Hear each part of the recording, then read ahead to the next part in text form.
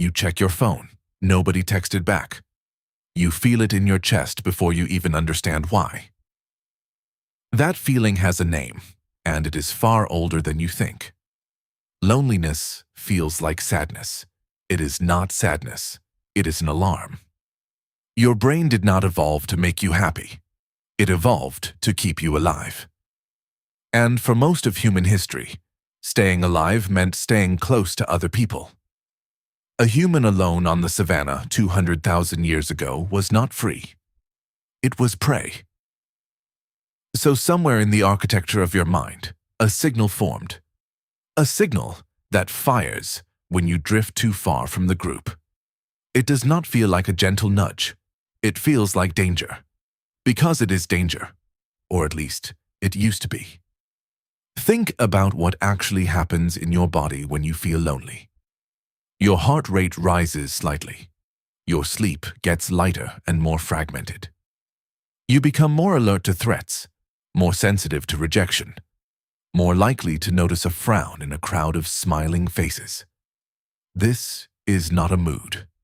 This is a state of heightened vigilance. Your body is preparing you for something. The psychologist John Cacioppo spent much of his career studying exactly this. He found that loneliness does not just feel bad. It changes your physiology. Lonely individuals show elevated cortisol levels, disrupted sleep architecture, and immune systems that behave as though they are bracing for injury. Cacioppo called this response the loneliness effect, and he argued it exists for a very old reason. In an ancestral environment, isolation meant exposure. No one to watch your back while you slept. No one to help you fight off a predator or gather enough food. A body separated from its group had to prepare for harm, so evolution built in a warning system. Not a suggestion, an alarm. Here is the part that reframes everything. Physical pain and social pain may share the same wiring in your brain.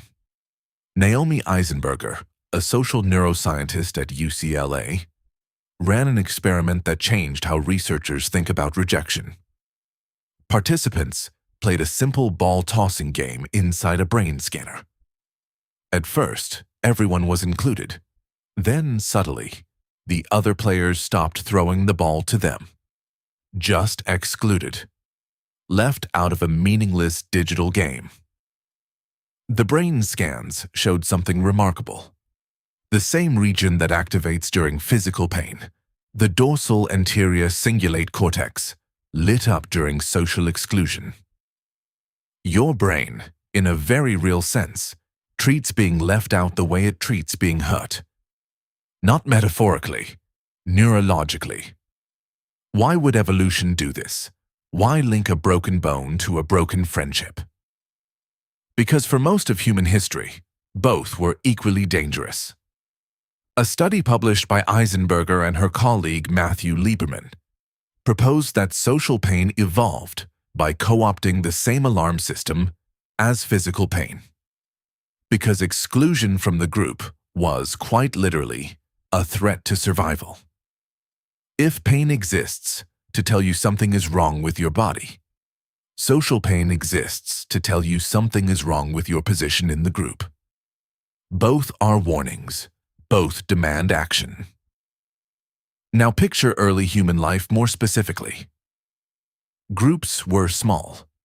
Anthropological estimates suggest early human bands typically consisted of 20 to 50 individuals, all deeply interdependent. There was no such thing as making it on your own. Hunting required coordination. Defense required numbers. Child rearing required extra hands, because human infants are famously helpless for years compared to other animals. A person who wandered off, who got expelled, who drifted to the edge of the group, was in genuine peril. Not socially awkward, not sad, in danger of dying. So the mind adapted. It built a system that made isolation feel unbearable, so that individuals would be strongly motivated to stay close, to repair relationships, to seek connection even when it was difficult. Loneliness, in this light, is not a flaw in your personality. It is a feature of your survival software. But here is the twist. That software was built for a world that no longer exists. Your ancestors lived in groups of dozens, where everyone knew your name, your history, your role. You live in a world of millions, surrounded by strangers, where you can go entire days without a meaningful conversation, despite being physically close to hundreds of people. The alarm still fires. The environment that alarm was designed for is gone. This mismatch might explain why modern loneliness feels so confusing. You can be lonely in a crowded office, lonely with 500 online friends, lonely inside a marriage. The ancient alarm does not care how many people are nearby. It cares whether you feel truly seen by any of them. Quantity was never the metric. Belonging was.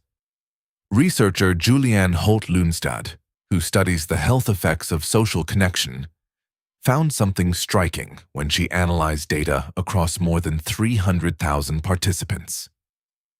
Chronic loneliness was associated with a mortality risk, CO,